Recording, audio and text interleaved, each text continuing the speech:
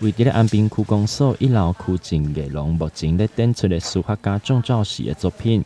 陈老师即摆展出的作品大部分以文笔较喷红的白草楷，佮有草书为主。其中书写的内容来自于太极拳法，佮有禅宗、佛学等多元的方向来取材。拢总有选32个作品，欢迎民众会当到现场参观。首先非常感谢我们安平区公所有这个机会，让我可以在这里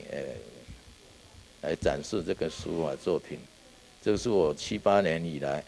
的一个作品，其中包括这个行书以及草书，还有少部分的这个隶书这个书法呢，它不是只有一个文字的展现，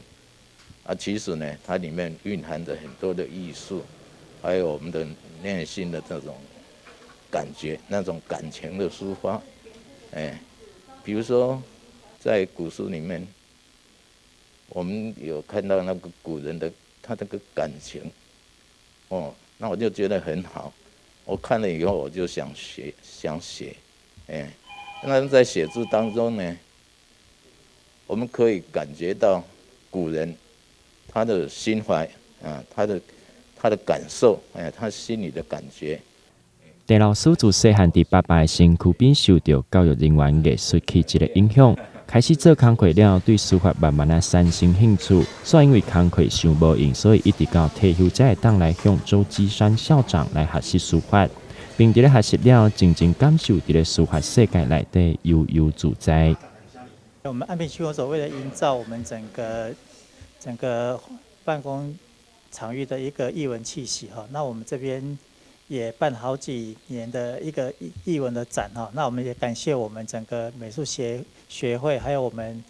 那个大木匠的学会等等还有我们向阳学会等等的来推荐那我们这次是由我们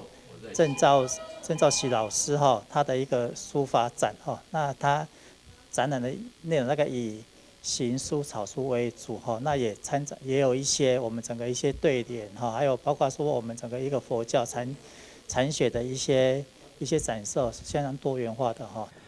安平区长萧泰华感谢台南市美术协会大力推荐会员来协助策划展览，让艺术会当更踏进咱的生活。最后要提醒民众，疫情搁伫咧维持警戒当中，欢迎民众会当来到区公所做伙来欣赏书法之美，且一定要做好防疫的相关措施。台南新闻刘品言采访报道。